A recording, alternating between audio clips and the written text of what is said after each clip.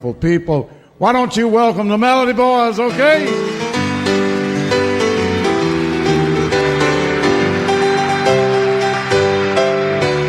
Satan led my soul astray. Satan led my soul astray. I drifted from the straight and narrow way that leads to happiness and life eternal. Burn to Jesus I did pray. To the Lord I humbly pray. He heard my prayer, rescued me that very day.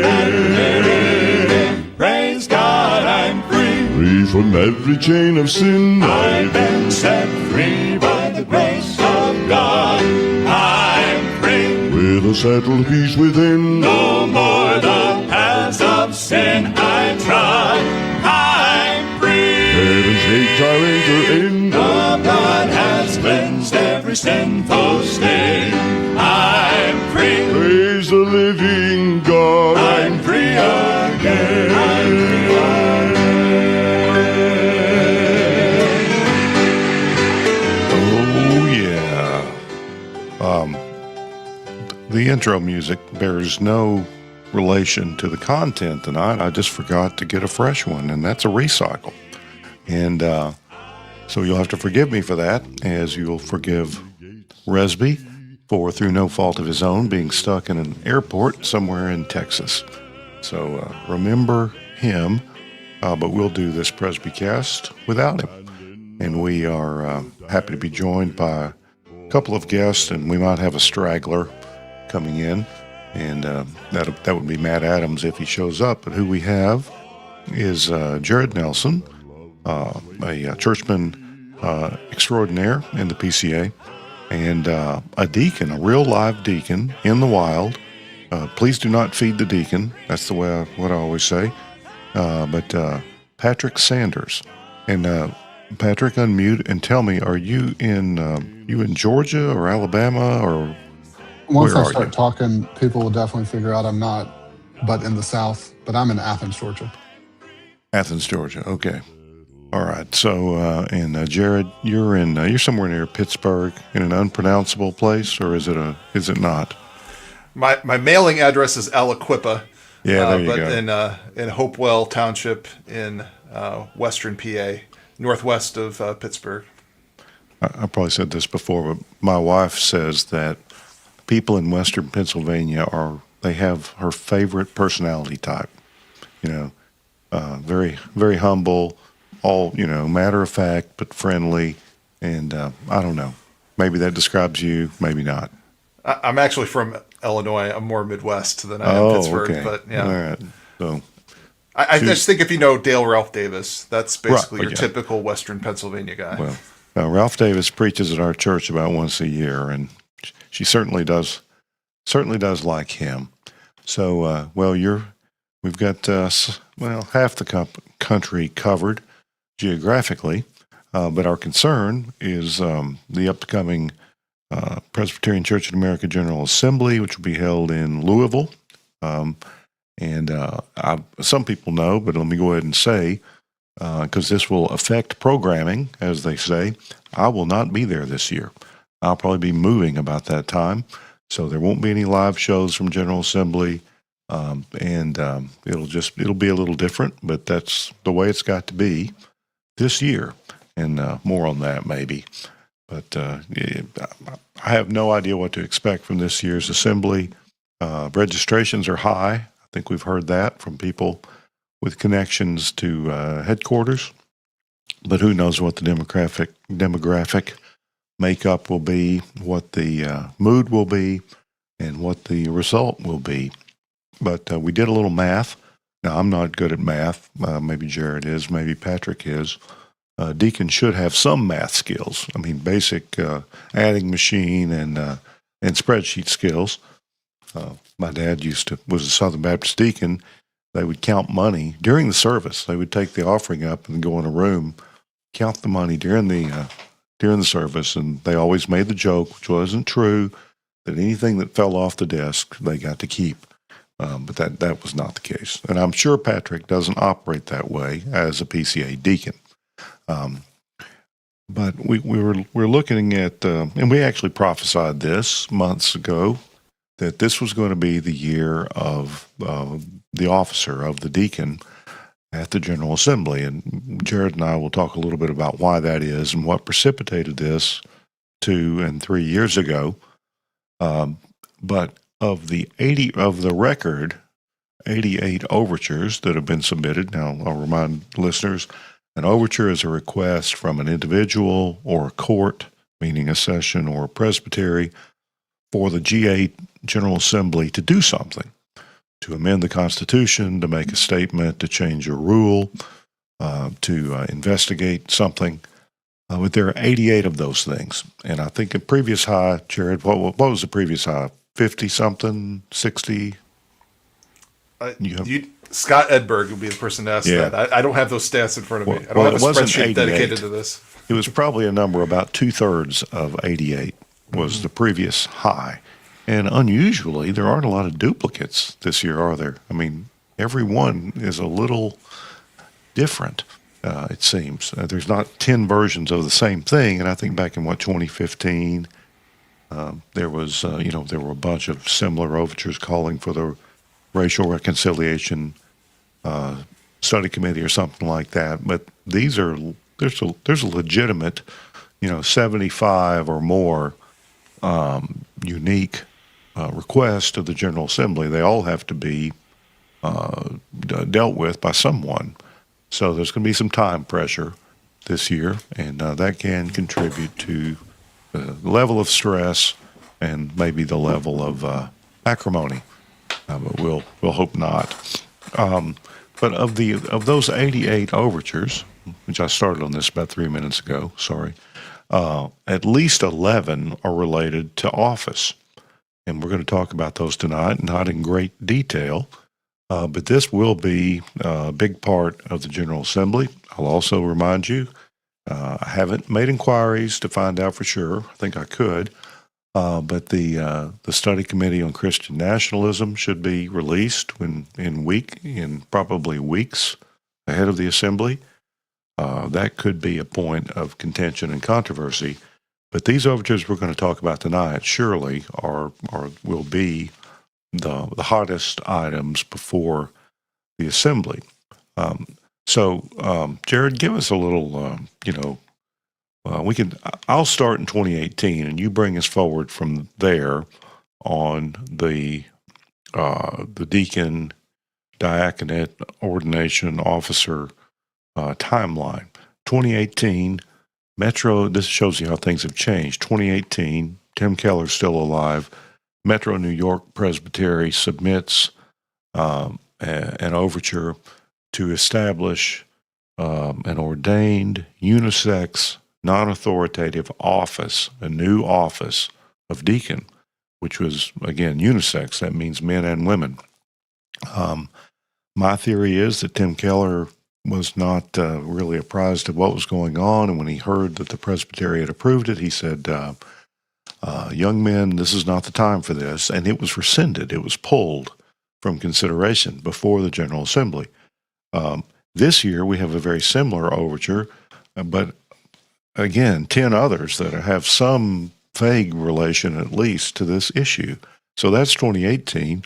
Jared, what's happened since then? Well, I think it was 3 years ago that we started talking about an addition to 7.3, which 7.3 talks about church officers in general. And there was a line that was added to that by the Overtures Committee, which was, furthermore, unordained. Well, it begins, no one who holds office in the church ought to usurp authority therein or receive any official titles of spiritual preeminence except such as are employed in the scriptures. And then this additional line was added. Furthermore, unordained people shall not be referred to as or given the titles of the ordained offices of pastor/elder or deacon.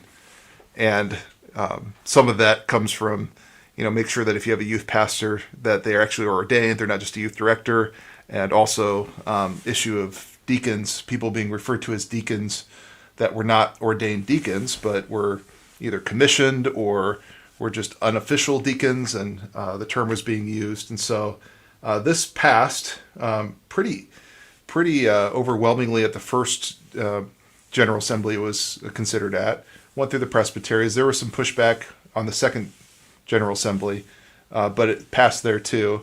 And I think some of this is maybe in response, what does this look like in the church? And some churches that had been calling people deacons that were not ordained want to perhaps change it so that they still can do that with ordained deacons.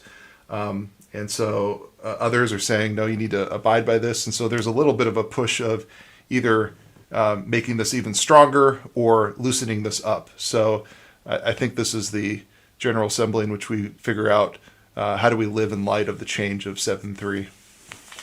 Yeah, so we need to talk about the range of practice in the PCA, and we've been talking about this for years, and I've written about it a lot more than I've podcasted about it. But we have churches that ordain deacons and elders, as our order says that they should. And then maybe 10 years ago, we changed, we changed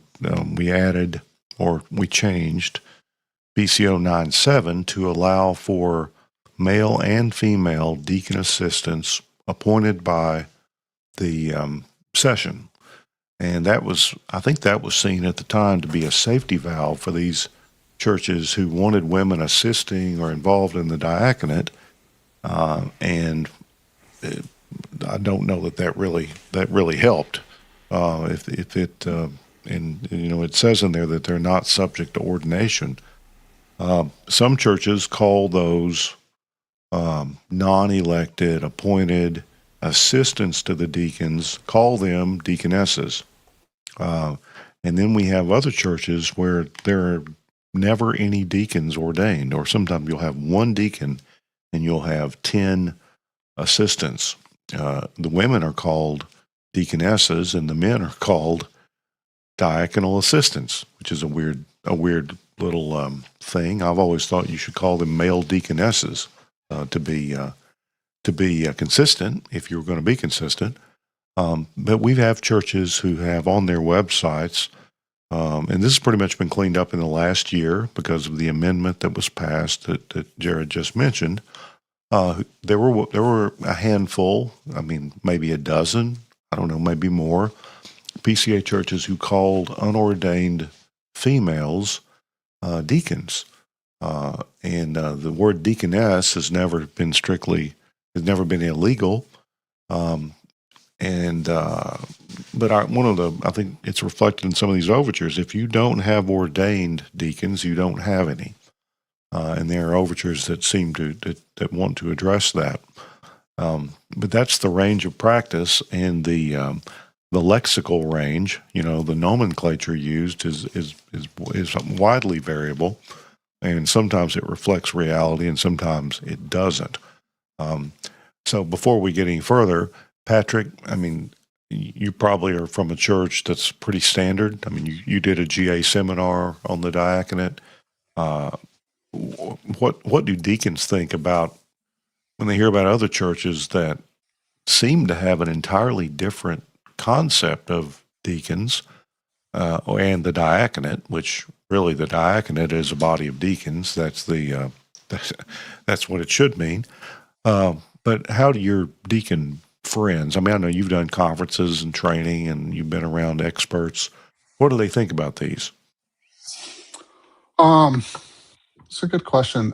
One of the things that I've noticed with deacons is how congregational they can be. So they don't really think about what's going on in other churches. That connectionalism that I would like to see more of with diaconates and deacons. Which the BCO actually provides for, and it's very underutilized to have diaconal involvement at the presbytery or interchurch level. Mm-hmm. And so, but I would say the variety of deacons that I've talked to, a lot of them don't think about polity probably the way I do. And so they're kind of more, what do you need me to do? How can I help? And so they're not thinking about it too much. It's really the elders that I've interacted with and have seen from them how to involve women, proper way to do it, what would affect the diaconate in a good way and a bad way. I've been in the PCA since 2008 or 9 at like 6 different PCA churches, so I've seen a variety of practices. All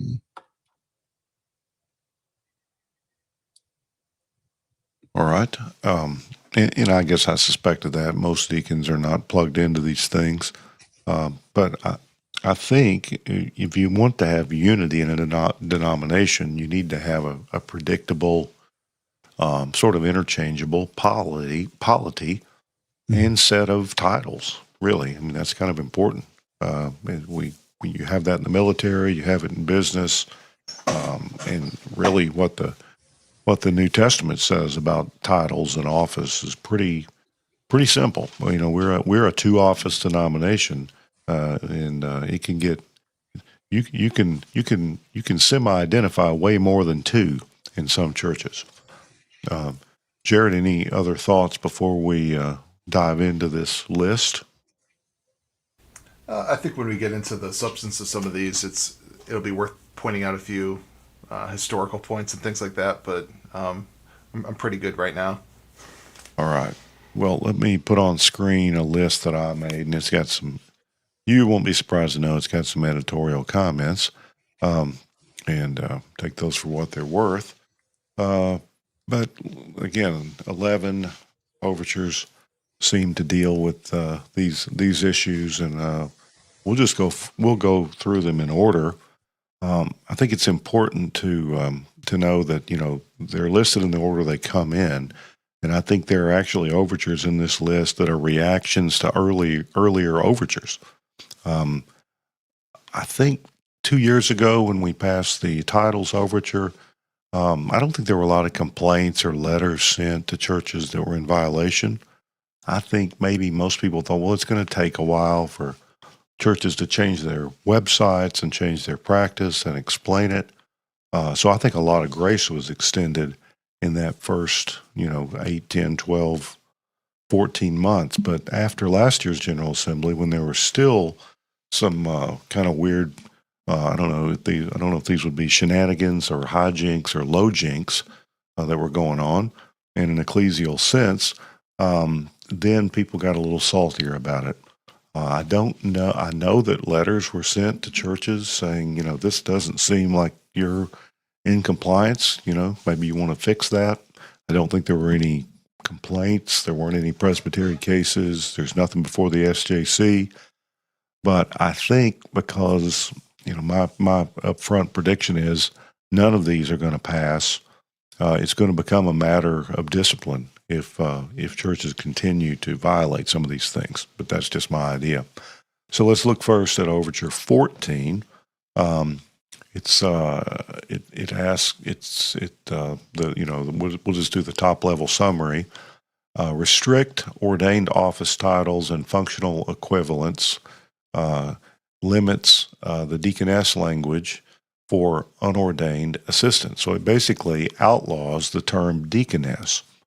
There's a legend that the deaconesses were very common in the RPCES, which came into the PCA in 1983. If my mind is not too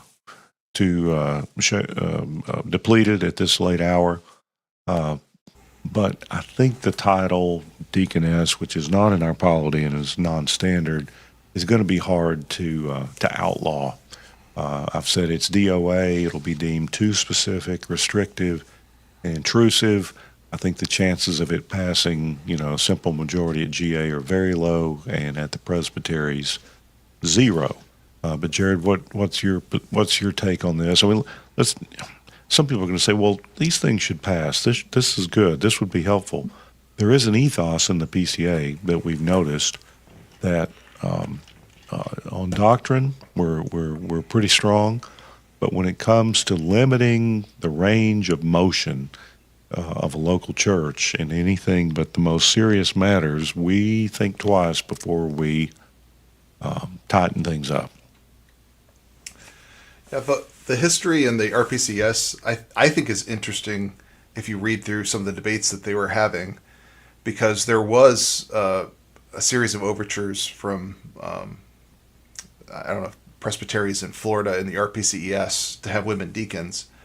And the response to that was an unofficial saying of, hey, if you want to have deaconesses that are unordained and you're clear about that, you can, but we're not going to change it so that there are women deacons. So they never touched the form of government. And it only was at the level of a GA or a synod for them pronouncement about it. And then there was another overture that came where they asked them to put that into the form of government, that you can officially have deaconesses, and they declined.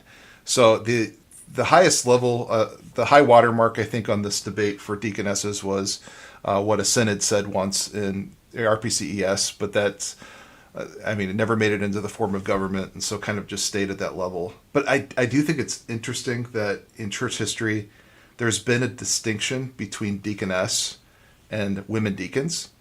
And when you lose what that is in church history, you start thinking, well, haven't we always had women deacons? You hear about Calvin, you hear about the early church. And when you actually get into it, the answer to that is no. The idea of this was, I wrote an article, was asked if I would take the against women deacons position. And I thought it was fascinating to look at in church history. The first time you see deaconess really pop up is Nicaea. There's this group that had left the church and they were coming back in. And basically it said, okay, as they're coming back in, they have these people called deaconesses. Count them as lay people when they come back in. So basically, we don't have deaconesses. Later on, you do see Chalcedon say something about deaconesses, but they make qualifications for them that are about, they need to be this age and they need to be single. And you realize that was their name for widows in 1 Timothy 5.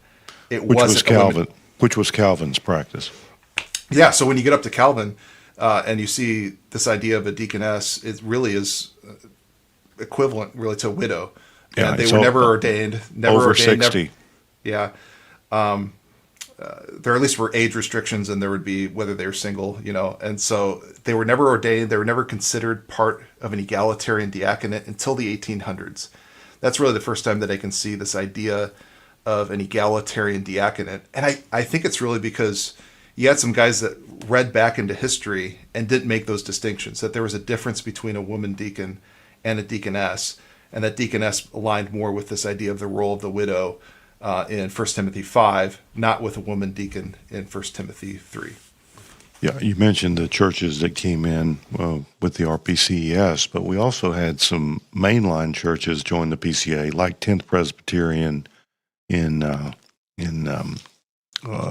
Philadelphia, and I think even Memorial PCA, which formerly a PCA in St. Louis. I don't think they were ever RPCES.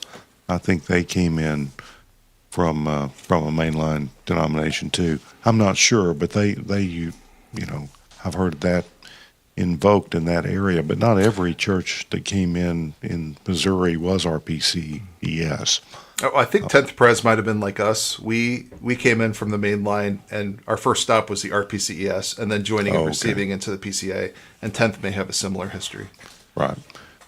So yeah, but most of the church, there's the idea that most of the churches who are talking about deaconesses are former RPCES, or at least share that more, moderate, broader ethos of the RPCES churches. All right, so Patrick, anything you want to say about this? I mean, it's I don't know, Jared. It wouldn't affect many churches, but I still don't think people are going to go for it. Yeah, well, Jared, what's the thing that y'all have talked about? I don't know what it's like, a law of the more words on an overture, the less likely it is to pass. Is that somebody's law? No, but it's just an observation. Like polity matters law or something like that. And so that's kind of what I thought it's a lot of verbiage. Like I like the phrase that was there of, it is highly undesirable for churches to persist without ordained deacons, and presbyteries should be diligent to assist all their churches in ordaining qualified deacons. Like I really like that, because I don't think that kind of languages in the BCO of helping church plants, particular churches develop diaconates from the get-go. So I really like that. But then I think it was, it's just a little. Are you referring to little 14 or 34? 14 still. Overture Okay, 14. so I don't have the full text. I didn't remember that was part of it. So Sorry. a lot of words. Yeah. Yeah, it's and yeah, so I think that's. I mean, I've read the BCO in history, and I kind of wish at times we would go back to like a 1787 BCO that has like 1,000 words and that's it. That's ideal, but realistically, that's not going to happen anytime soon. So that was kind of my only thought. And then, yeah, I think what was the other thing that I thought? Yeah, the word deaconess. I mean, just to put it out there, I would be okay with a church using the word the title deaconess when they're referring to diaconal assistants that we have in 9:7, and acknowledging that they're not ordained officers, they're not on the board of deacons. Just because when you look through history, you do see that kind of tiered approach of diaconal ministry. Of there's ordained deacons, and then there are women assisting, and they're called deaconesses. So the desire to push away from that word, I understand, because I think in our lexicon it's seen more as women deacons. But I think if we could define that better within an overture, it could be an encouragement to churches who want to involve women more formally than now. But yeah, that's my only thought, is not to prohibit the word necessarily. Let me go back to something you said earlier. You said most deacons are not really polity experts. If that's the case for deacons, how much more so for church members? And I think if someone new to the PCA came out of a Baptist background or whatever, and they show up, they say, well, we have a morning service, but this week we're going to meet at 4. We're going to install officers, and on the very stage, with some explanation, new ruling elders, new deacons are ordained or just installed. Sometimes happens, and women, and they all answer basically the same questions, and it all kind of looks the same, and the women aren't ordained, but it sort of looks like it because they put their hands on them and pray for them. A new church member or an average church member can easily equate, in my view, and I've watched a number of these services where this is done, it'd be very easy for most members to assume that we have 3 offices, and that the women are absolutely equal in every way to their male counterparts. Now, we don't have any problem with women. It's just that we believe that the New Testament doesn't tell us anything about ordained female deacons or ordained officers. And if it was up to us, maybe if we came up with it on our own, maybe we would arrive there. But we're pretty convinced that the New Testament clearly only mentions male office holders, and that's the only reason I think some of us are concerned about this. Now we can get into creational order and issues, but that's not what we're talking about here. We're talking about the book of order, and we're talking about the New Testament.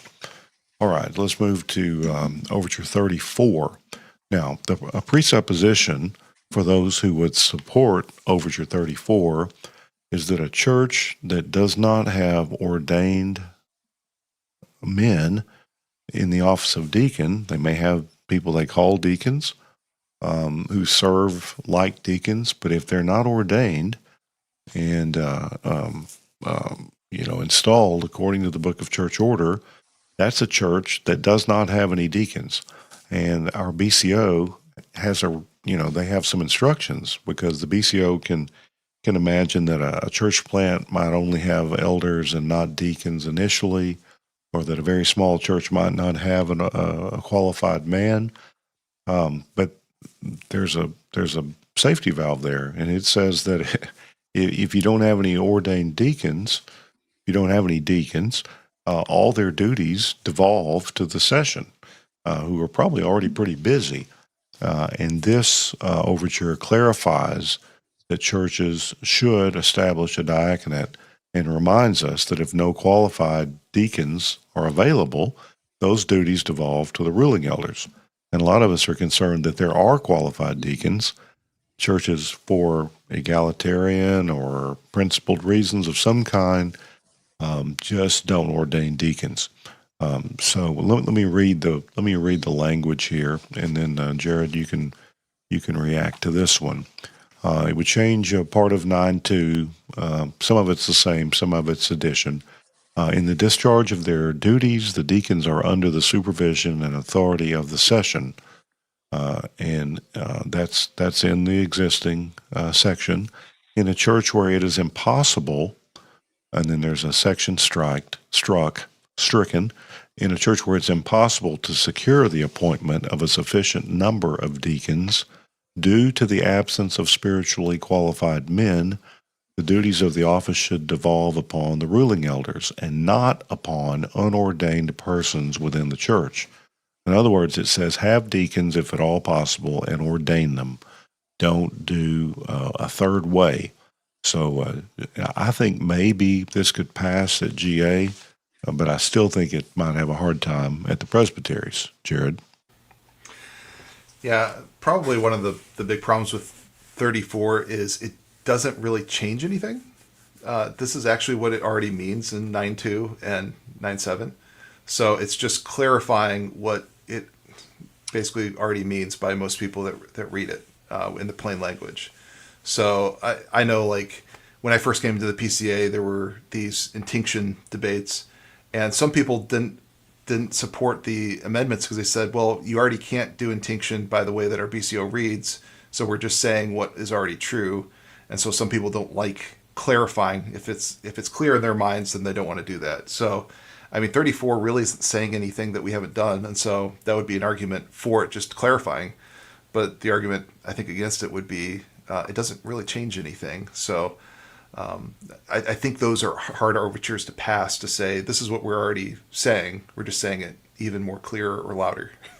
Yeah, another dynamic we should mention that probably will be in effect more this year than ever is that when there are 88 overtures, not all of which go to the Overtures Committee, which is 2 representatives from each presbytery, usually about 140 show up, something like that. It could be as many as 175 or so there, but they don't all come. But when there are that many overtures in a limited amount of a day and a half to deal with them, overtures like this that don't really do anything or change anything tend to get disposed of very quickly.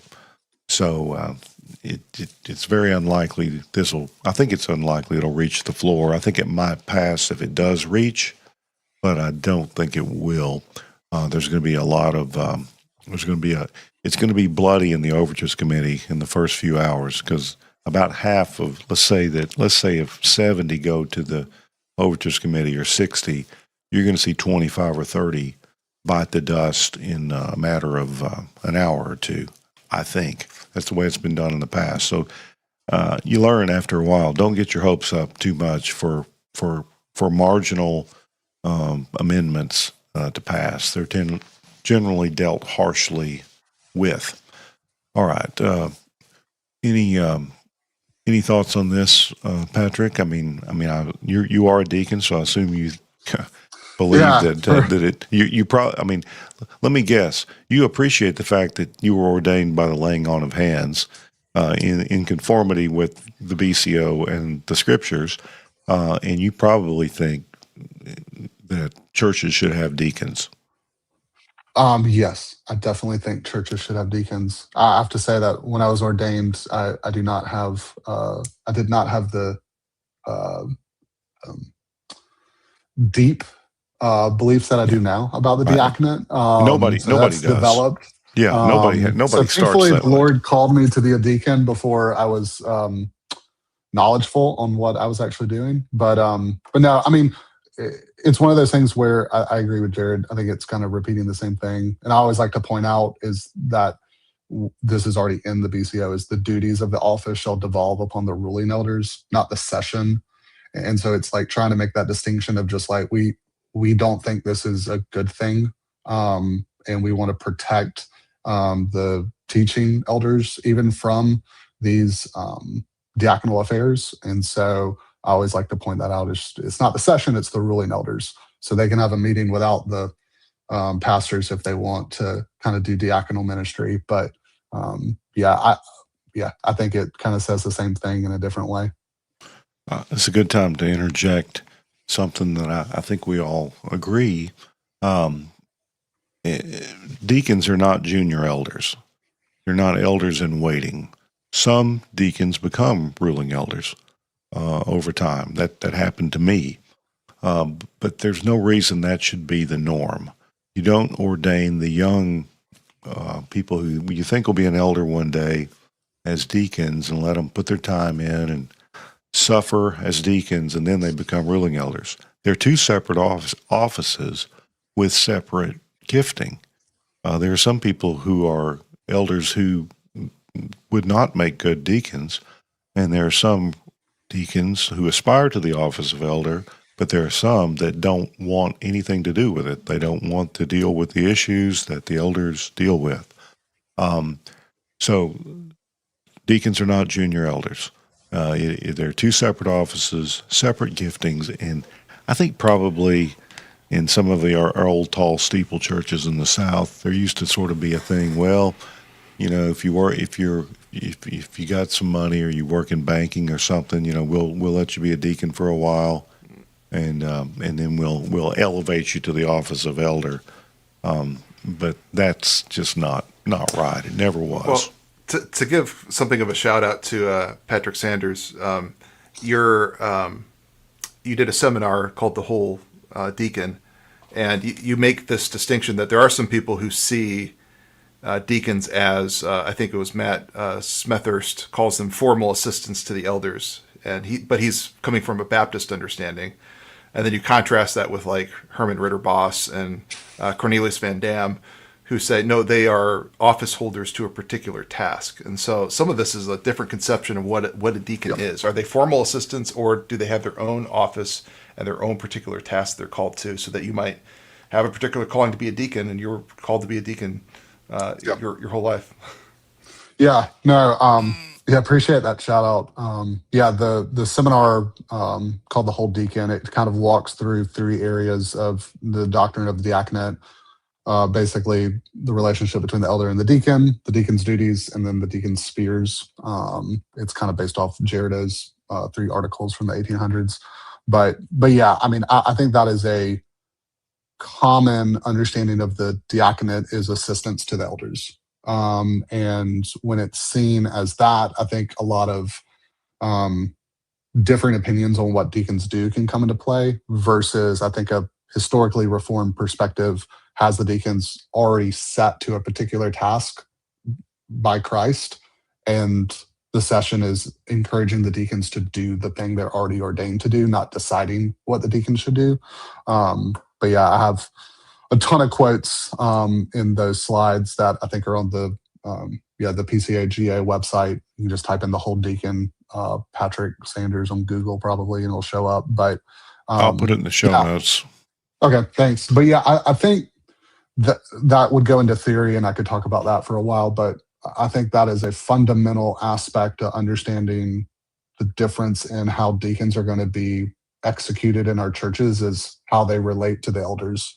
And like you said, Brad, they're not junior elders, but I mean, you could go as far as to say like they are coordinated with each other. Like they are separate ministries that are working together for the betterment of the church. And so Owen has the best quote, and then I'll stop talking. But he says, this is John Owen, it's the difference between a deacon and a presbyter is not a degree, but an order. A deacon made a presbyter is not advanced into a further degree in his own order, but leaves it for another. The diligent discharge of the work of a deacon is not a due preparation for the office of presbyter, but a hindrance of it. So yeah, that's one of the things is, if you want to be an elder and you start being a deacon, you're not getting prepared to be an elder. Besides learning what deacons do in order to go, we need to change some things on how deacons do things. But anyway, So we mentioned the B word.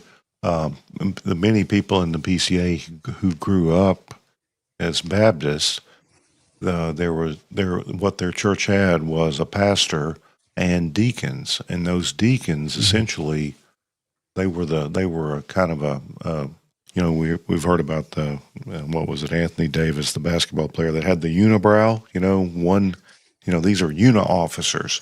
They were sort of like elders and sort of like deacons, and they, quote, ran the church.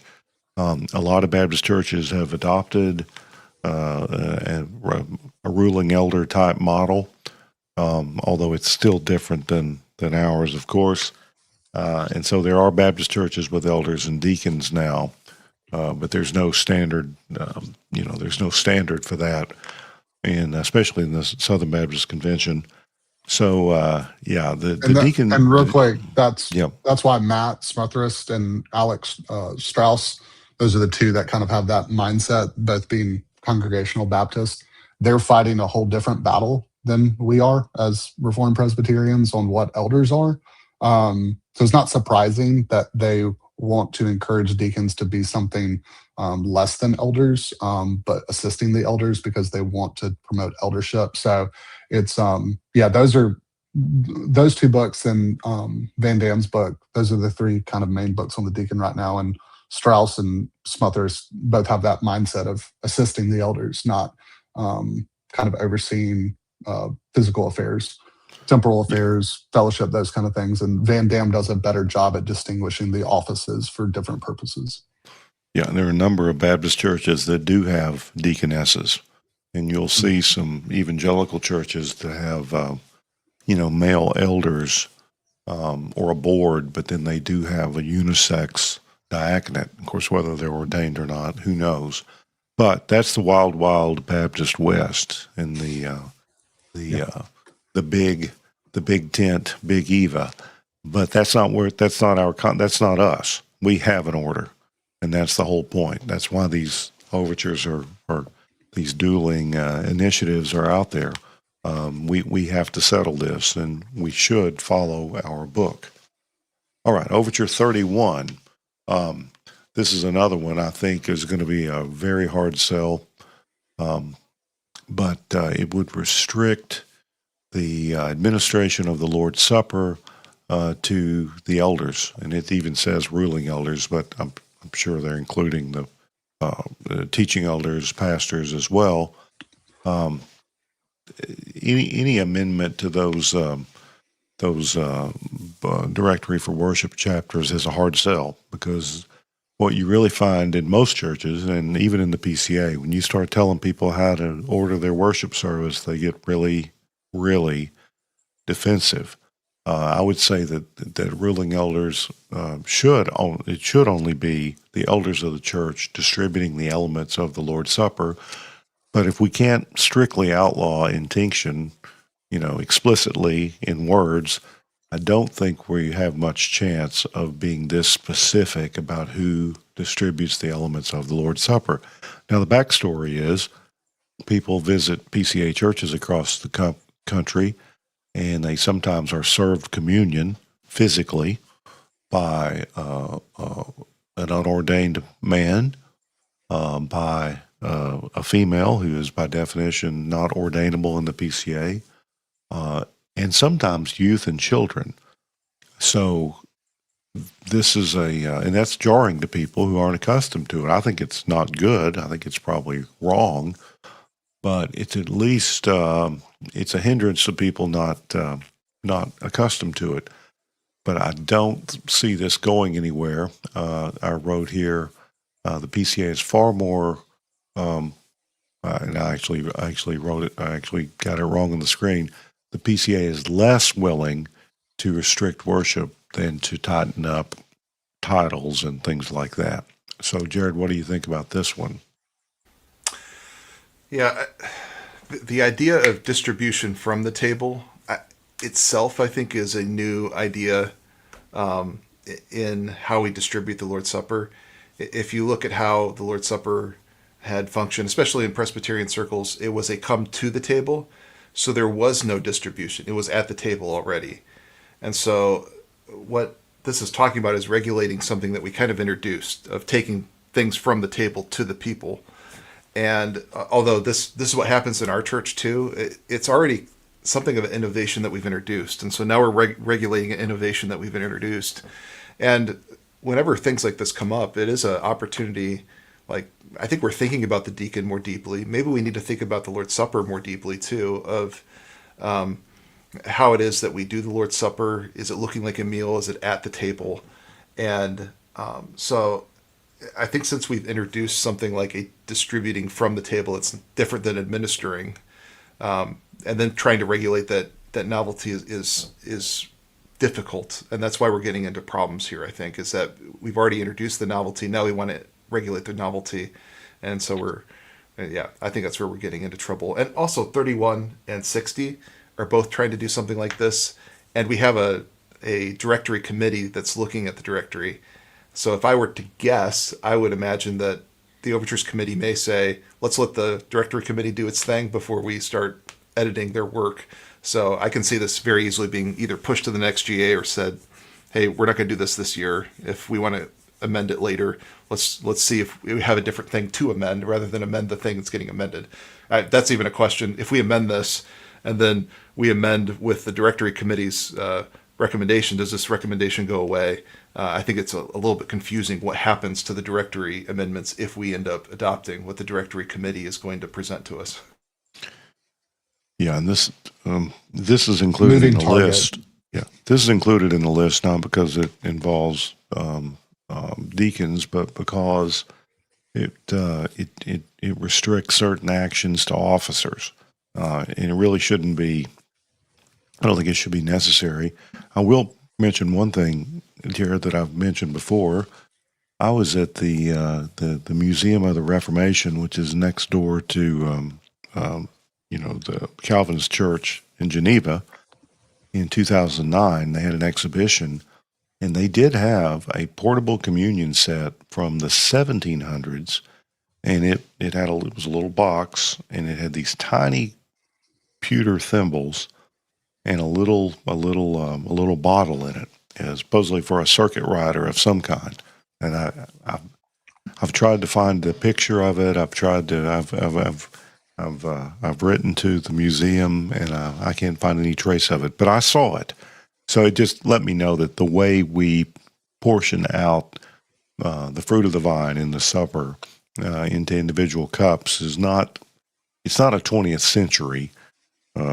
Innovation. It happened a little earlier than some think, based on that I saw. But not a big deal. But I think generally we agree that the officers of the church should be in charge of the Lord's Supper. And but this overture is going nowhere. So that's 31. All right, let's jump to 36, which would reserve the duties and authority of elders, the things that elders and deacons are supposed to do, only to ordained officers. Let me read this additional paragraph to Chapter 8 of the BCO, and I have suggested that this one also has no chance. I mean, if these aren't going to go through, you say, what's the point? Well, they're instructive because they tell us what people are thinking, and you can figure out what they're reacting against as they write these things. Okay. The duties and authority of elders, including but not limited to leading in congregational worship, voting in session meetings, and shepherding the congregation, shall be exercised only by ordained elders. Women and unordained men shall not exercise ruling authority, perform the functions of the ordained office, or be commissioned, appointed, or installed in any manner that implies parity with or equivalence to ordained elders. This can't pass, and especially can't pass because there are hundreds of women assisting in the leadership of worship in the PCA, and in multi-member praise teams. There are women who read scripture in many, many PCA churches, lead prayers, even lead elements like the confession of sin, confession of faith, offer the congregation, the long prayer, the prayers of the people. And I have actually seen, in doing the call to worship occasionally, and I saw a video from a large northern state in a major metropolitan city, maybe the biggest, the first one that would come to mind up there in that formerly Dutch area, and now very much not Dutch, where a lady staff member of a PCA church gave the benediction in so many words. I think all those things are wrong and not far less than ideal, but I don't think this overture stands any chance because it's very broad in its scope, but it's very specific in what it requires or outlaws, and I think it's going nowhere. This is Overture 36. Jared?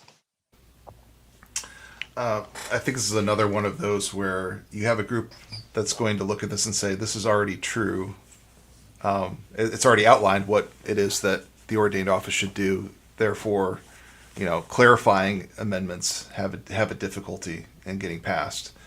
And at a certain point, with a lot of the clarifications, some of it is just, if we're not following our book, is making even more rules to say that we're supposed to follow our book helpful? Or is it to have more of an ethos that says, we have some convictions on ecclesiology and we're going to do them?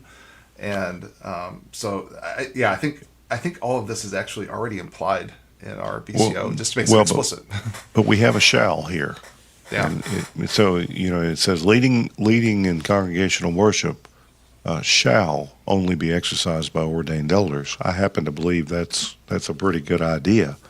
But the PCA, the culture of the PCA, is not going to accept this. Whether they should is a different debate. But this is just it's not going to pass, and I think everyone knows that. And I don't think it'll make it out of the Overtures Committee, and I don't think the Overtures Committee will deem it necessary to do an hour of amendments and tweaks of this one to make it more palatable. And there's also one about that would restrict greatly the involvement of women in the diaconate. So there's the Chapter 8 and Chapter 9. Patrick, any thoughts on these? No, same as Jared's thoughts. Yeah. All right, there's no need to spend too much time on that. I mean, you can read these overtures and pump your fist and think, oh, this would be great, but church politics, like all politics, is the art of the possible, and sometimes overtures are written just to keep an issue alive or bring it before the church, and that can have its place, but this is not a realistic. And I think if somebody sees these go down, they shouldn't necessarily be despondent, because 12.5 already charges the session to do these things. So if this goes down, it's not as if our BCO doesn't tell elders and deacons what they should do. It's just that our BCO already tells our session and our deacons what to do. All right, skipping ahead to Overture 37, it would permit women to serve as ordained deacons if the session wants them to. If the session votes to have female deacons ordained by the laying on of hands, they can. I called it the local option, the Build-A-Bear, the It's All Good overture. So this would create even more disunity, more range, more local option, and I think more doubt about whether our polity is biblical or not. If you don't believe that we're right in our current polity, you should do this, which is suggest an overture, an amendment. But then you've got to deal with the fact that this will not go in the PCA in 2026, or probably in any any era. So this is a little bit like what's allowed in the ARP, I believe. It's extreme local option there. The women deacons, where they exist in the ARP, it's pretty much up to the session to figure out how they handle them.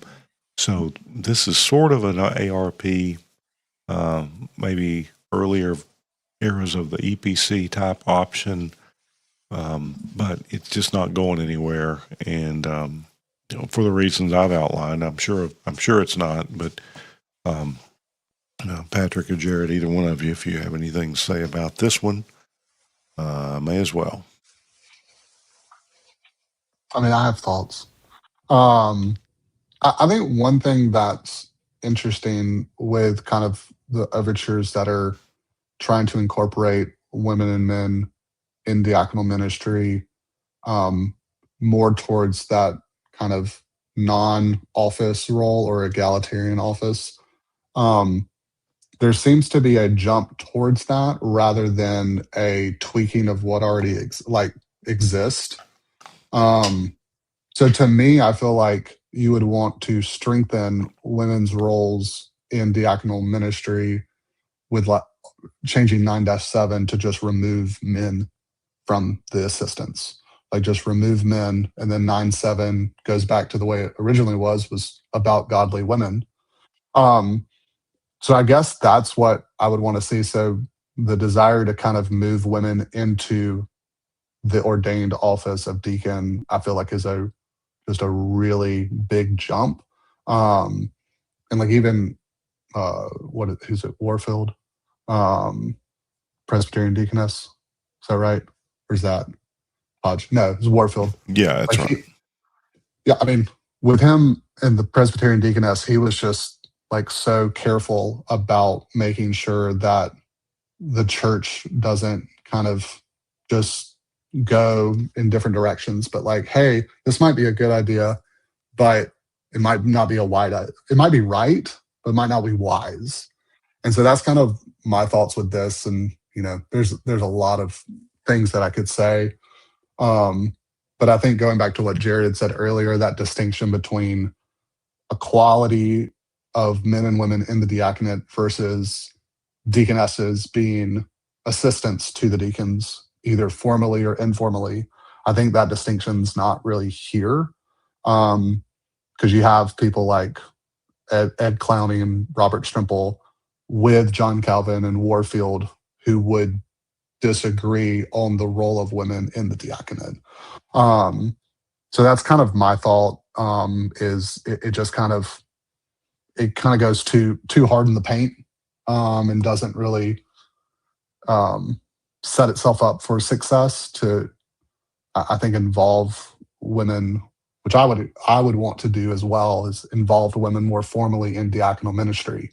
But I think we could do that without making them deacons. Yeah. All right, so go ahead. I think one of the issues with 37 here is, as it's currently written, the intent is to have a local option, but it doesn't actually say that. So I know there's the guy who wrote this wants to have some amendments to make that more clear. And I think it would be interesting in the Overtures Committee if we have this as a cleaned up overture and actually debate it and say yes or no to move on, rather than, well, we'll talk about this later. I actually think it would be helpful for us to have 37 as a debate and say we're going to say yes or no and see where we are on this. And if we definitively say no, then I think we need to move on from a discussion about an egalitarian diaconate. And if we need to talk about 9-7, exactly what women are doing and assisting, let's have that conversation as something different, rather than on egalitarian diaconate. Because I think even if you have a local option, and this is something that Patrick is talking about with, if we want to have deacons that are working with other churches and diaconates from one church working with another one, this de facto is saying we have women deacons in all of them, partly because of diaconates working together, but also I think this is going to have complications if you have a woman who's ordained, say we pass this, and we have one church that says, no, we just have male deacons, and another church that says we have men and women deacons.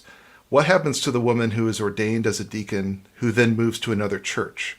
We believe ordination is not something that is just to the local. It's something that follows you. You know, somebody comes into your church that was a ruling elder, they still have that distinction, even if they're not serving on your session.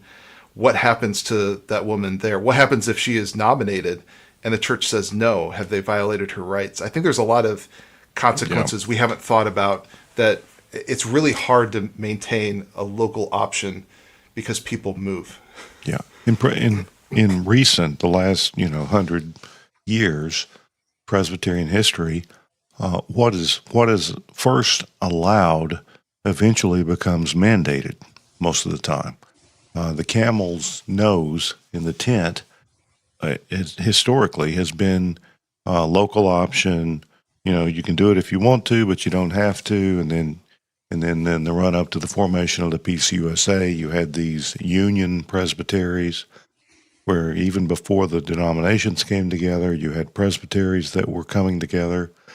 And but again, what becomes allowed eventually, in the main line at least, became required, and to the point that they have quotas. They de facto have quotas. You have to have female elders. You have to have female deacons, or you're doing wrong somehow.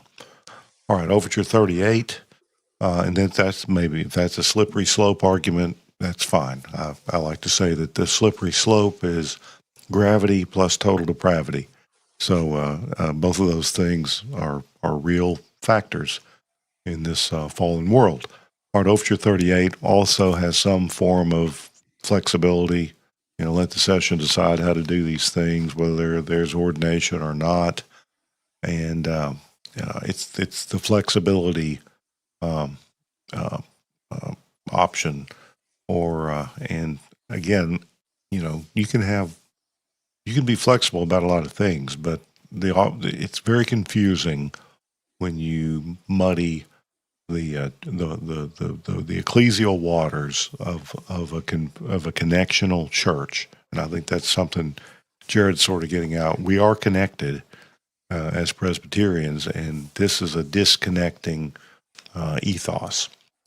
All right, so in 48, we get a very much, this is the whiplash thing, the seesaw.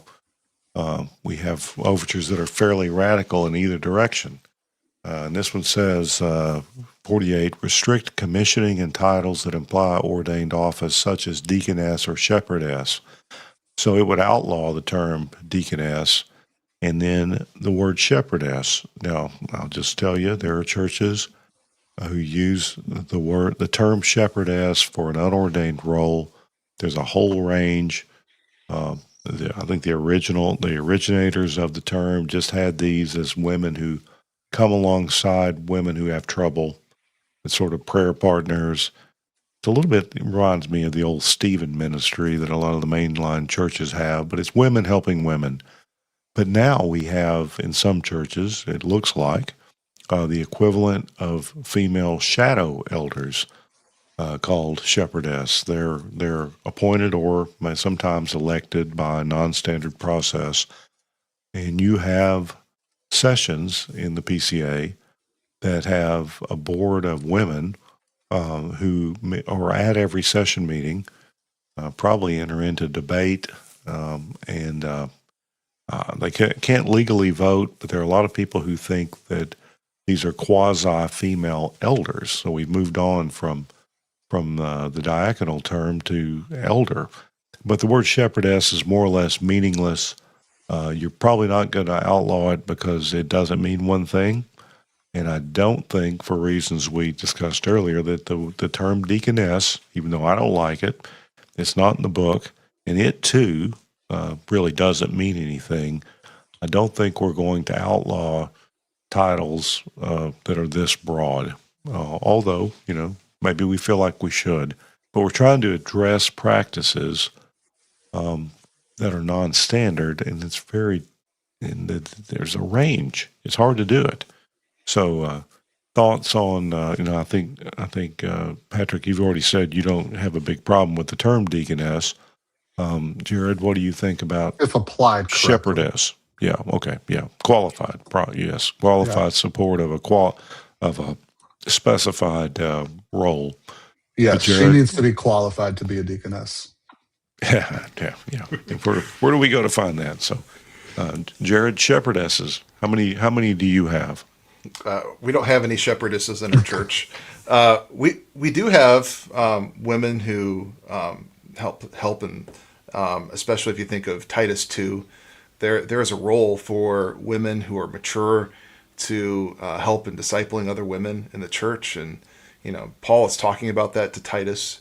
I don't think he's giving any kind of a title there to be distributed. The word that he's going to use there is going to be a word for older women, just like he said older men, and to younger men. I don't think he's outlining titles in Titus 2. And so I think one of the difficulties we run into, though, is there are things that are not necessarily wise, but are we going to mandate everything that is wise and not wise? I think that's going to be the trouble that 48 comes into.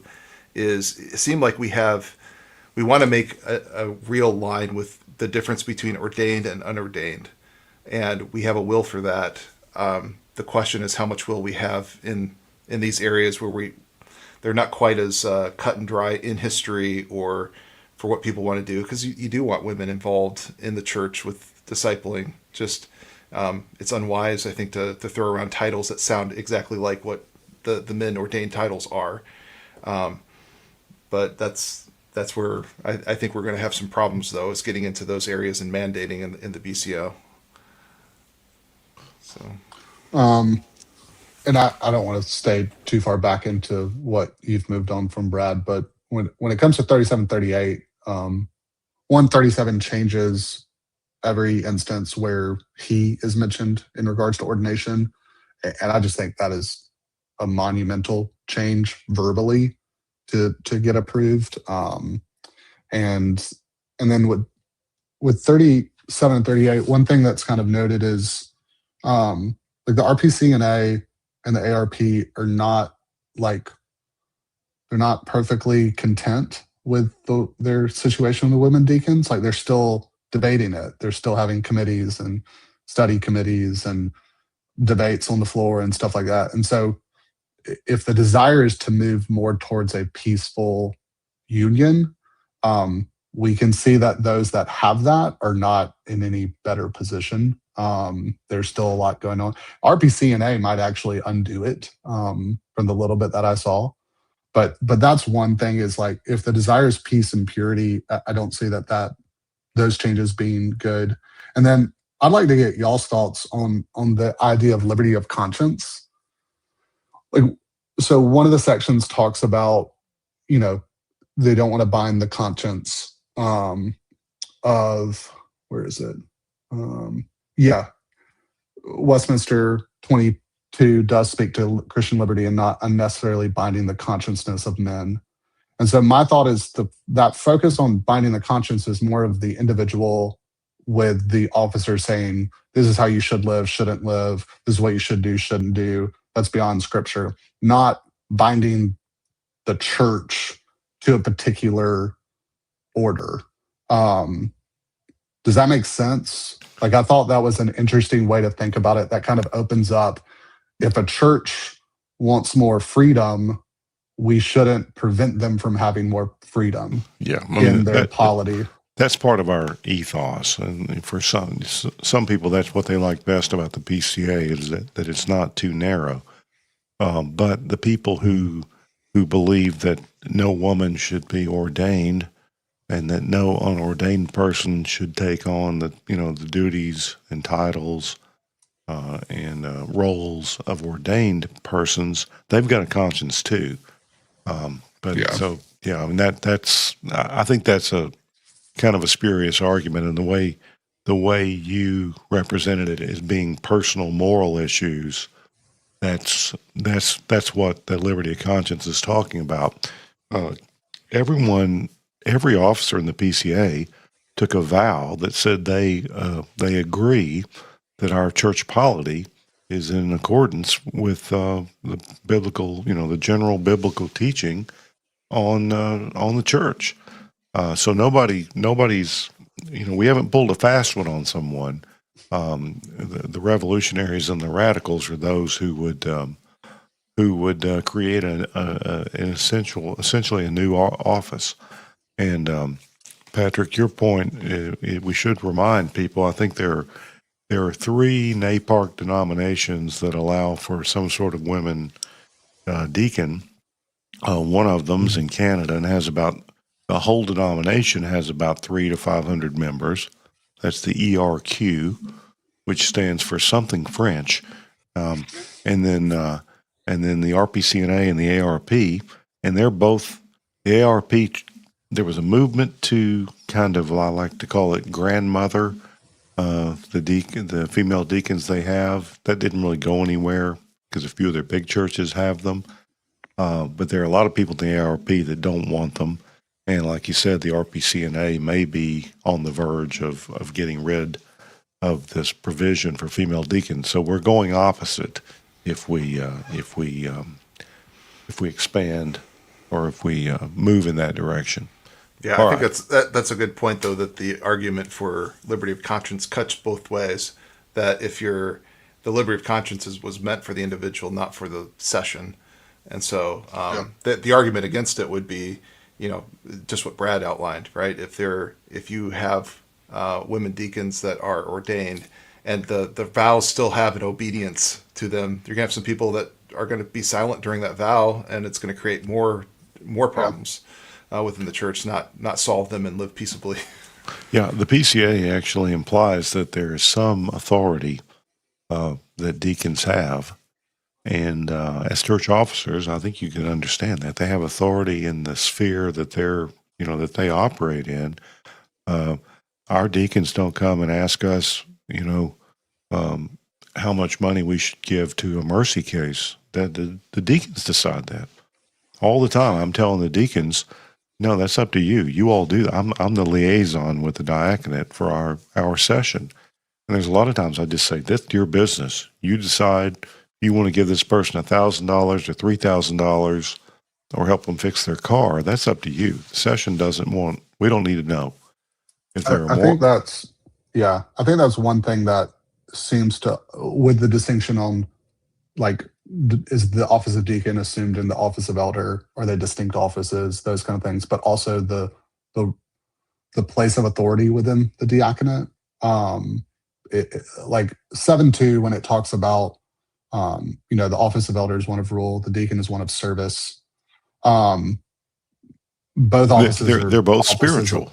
They're both spiritual. They're both offices of service. Yeah, and to distinguish the offices in that way, I think tends to confuse what the shepherding model is with elders and what the authoritative role is in stewardship for deacons.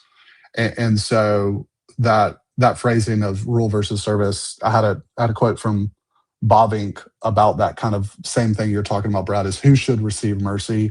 Bavinck talks about the deacons be instructed to persuade all the members of the church, particularly the wealthy ones, in the name of Christ, to practice mercy, to warn and guard them against sins of covetousness, that the diaconate stimulate, regulate, and guide, not kill the practice of private benevolence. So that idea of obeying the deacons, if you have a deacon that, wisely approaches somebody about giving to the church more, that person might need to obey that deacon in some way. Not hey, I heard you got $1 million.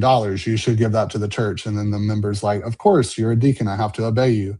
But that mindset of okay, the deacon is trying to do what's best for me, what's trying to do best for the church. And this is something that he is ministering and declaring. He's not mandating.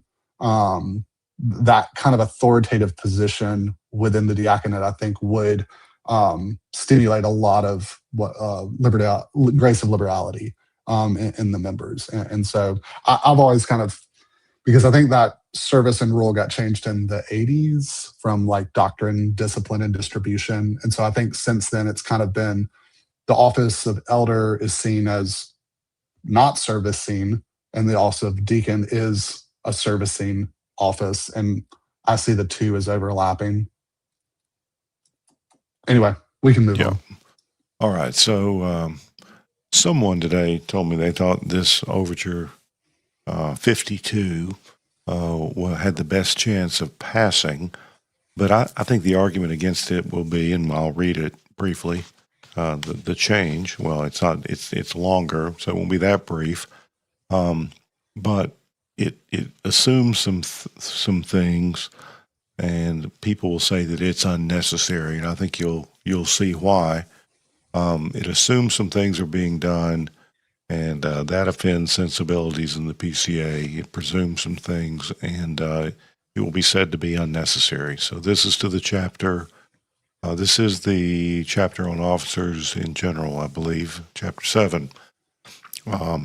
Courts of the church are warranted by the general principles of the Word of God and the dictates of Christian prudence to make use of qualified men and women in a variety of unordained ministry positions.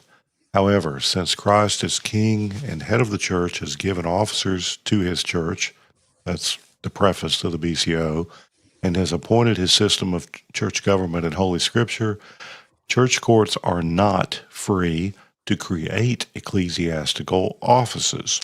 Neither may a court of the church vest any part of the church power granted to officers by the right of ordination in any unordained persons, or intrude such persons upon the church. In other words, impose officers upon the church or the consciences of the members, whether by means of popular election or the use of vows not mandated by the Word of God and the Constitution of the Presbyterian Church in America.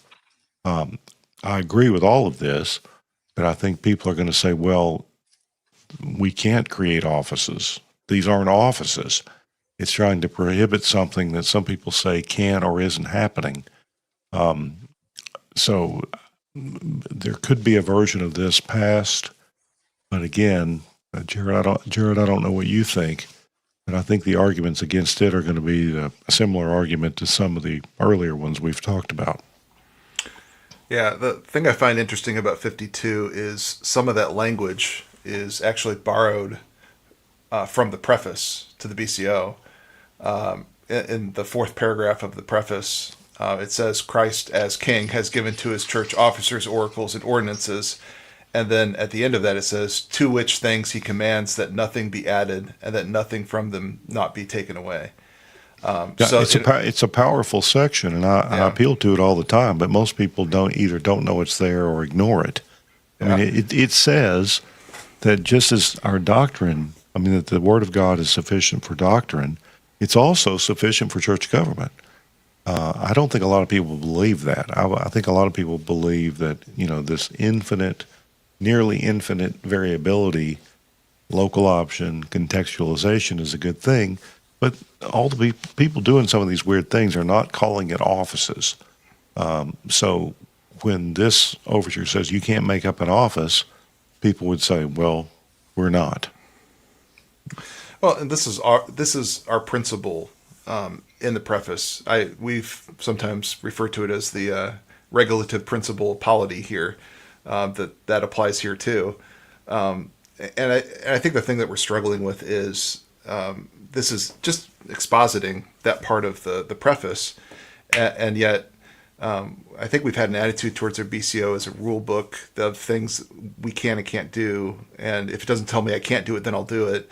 Versus, do we have our ecclesiology that we joyfully hold to and that we really want to fulfill? I have a friend in the OPC, and we'll sometimes talk about things, and I asked him how he deals with some problems like this, and he just says their ethos is different and that they are a little bit more excited about their ecclesiology and knowledgeable of it, that they don't just see it as, well, what can I do and can I not do, but more we hold this as an ethos, and so that they don't have as many debates about it. And so maybe it's just a difference in culture that we have almost the same doctrine and same standards, and yet we approach them in a bit of a different light, whether they're a rule book or whether they're our joyful doctrine. Yeah. Well, We do love our latitude in the PCA. Start every day with an attitude of latitude, and you'll be happy. Okay. Overture 71. I've briefly said it's DOA, dead on arrival. Allow sessions to directly administer diaconal ministry, essentially making us a one-office church. And that's just not going anywhere, I think. I don't know that there's much to say about that. It's kind of along the same lines of what, and I think Patrick was helpful in having this distinction of how you view deacons, right? Are they assistants to the elders, or are they a separate office that have their own duties? And I think this one has the assumption more of they are formal assistants to the elders. So if that's your assumption, 71 makes sense. If that's not your assumption, then 71 is like, what is this doing? Yeah, I think this is probably the one that communicates the most difference than what our current polity is, in my opinion. It is, besides the women to It's ordination. It's subtraction, really. Yeah, it moves in a direction that I think is counter to what we've been trying to strengthen as just a universal church, to be more Christ-like. It moves away from that two office model. Yeah, I mean, I had a lot of thoughts with this one. I'm trying to see if anything's worth thinking out loud. But one of the things with like Acts 6, I think the mindset is, if that is prescriptive on how you involve deacons, on elders do everything until it's too much and then they involve deacons, you're kind of repeating history over and over. And I don't read Acts 6 that way. I read it as a historical account that the apostles realized, hey, we should not do this. Not we cannot. We should not do this.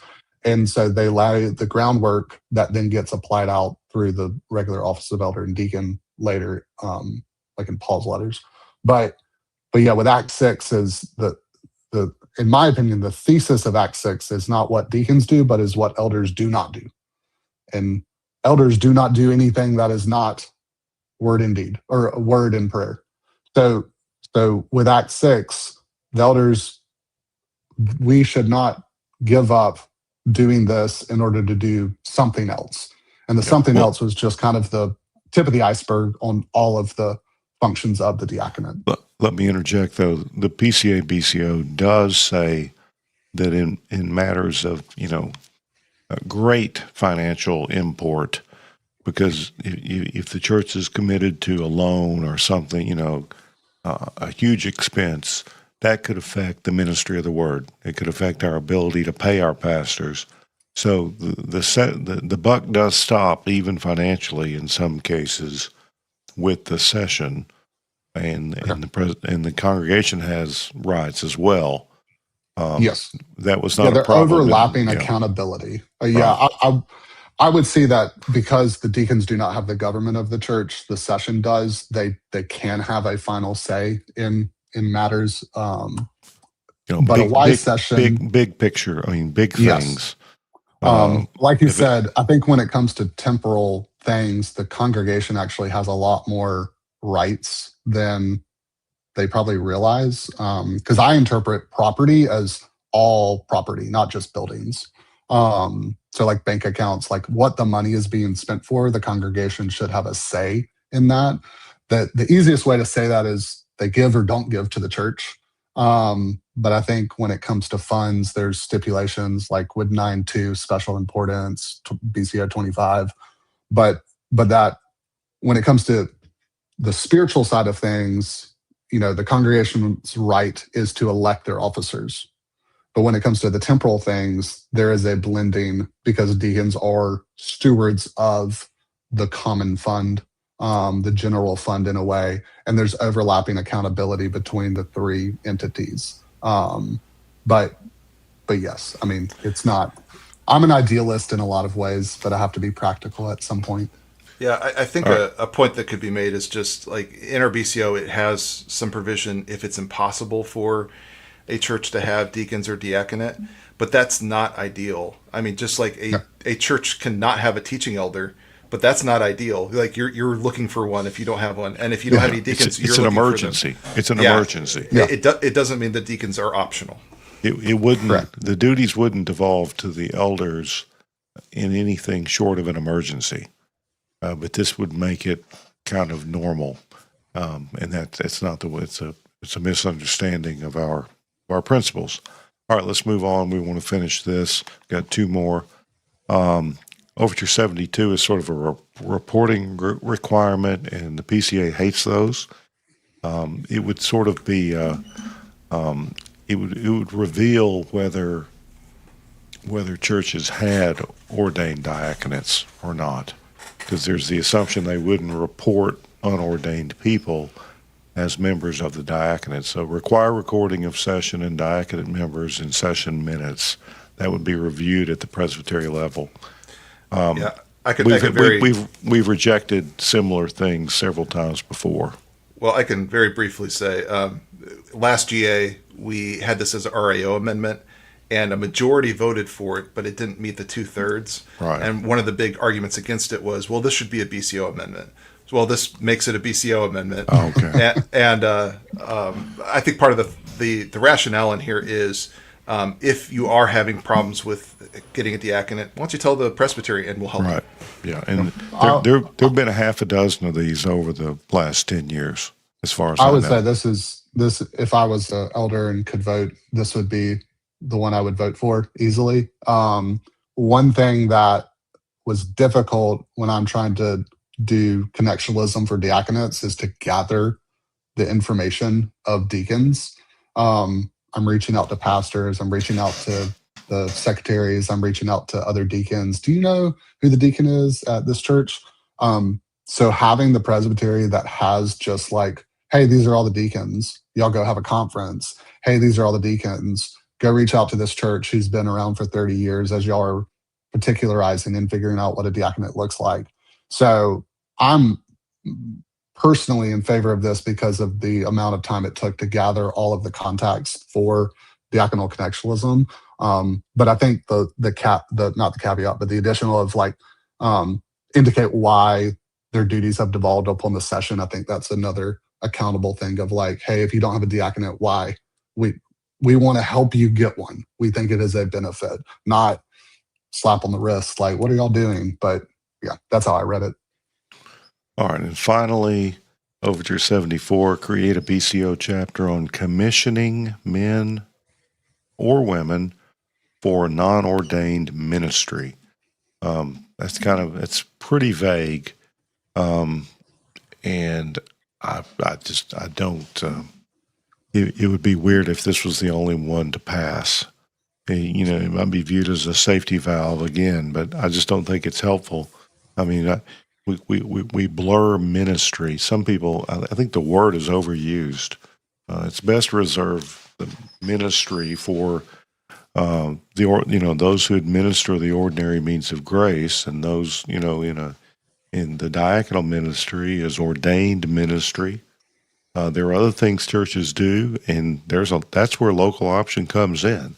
You can do all sorts of things with non-ordained people, but this commissioning thing, it seems like ordination light or something that, again, just not that helpful. But you're creating another class. You've got members, ordained officers, and commissioned people. Yeah. Commissioned people have no standing in the court. They have no different standing than any other member of the church, but they might come to have, for reasons of employment or it could get very confusing very quickly, and I don't think it's necessary. But who knows? It might be viewed as a safety valve, as a third, so an alternative. Sometimes when you have a whole lot of overtures on a subject, the GA feels like they've got to pass something, and it's sort of a dialectical thing, Oh, we want ordained deacons, and we want to outlaw you using even the wrong term, and then you feel like you have to do something. But I'm almost to the point. I think you could just reject all of these and tell people to follow the BCO and ordain your officers, and don't do stupid stuff. How about that? But or the Bob Newhart, stop it. That's probably not going to happen.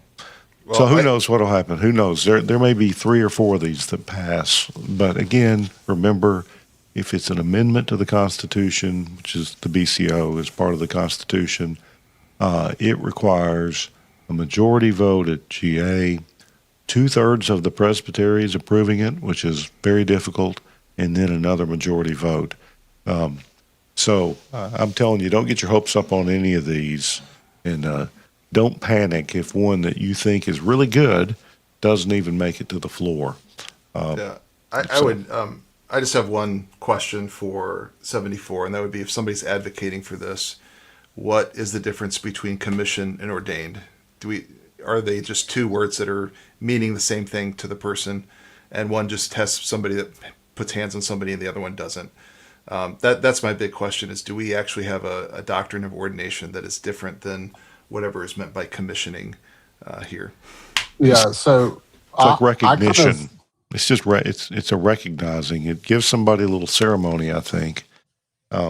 There's no rules for how, if we divest an officer from his office, or there's a discipline case, there are special rules for officers.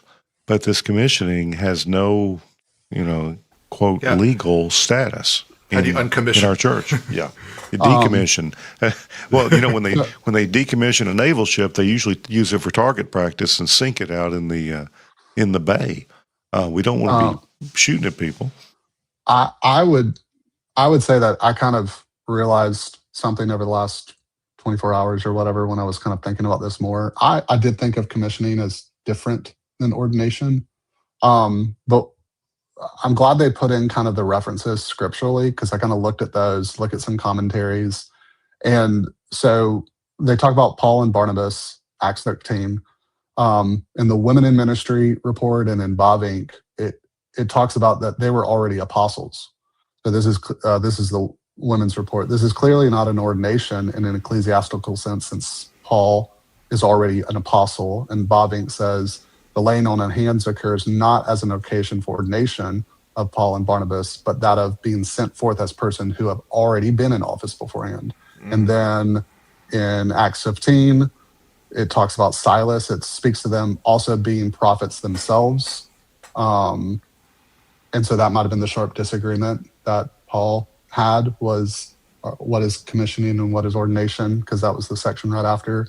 But the 1 Corinthians 16, that's when the church is developing on what structure looks like. Paul is just saying you have rights as a congregation to send who you want to send with money. I'll help if I need to, but that's on you. The Colossians, it's faithful minister and fellow servant. So he's already a minister before, sent by Paul. Philippians 2:24, send back to you Epaphroditus, meaning that he's not being sent out, but he's being sent home.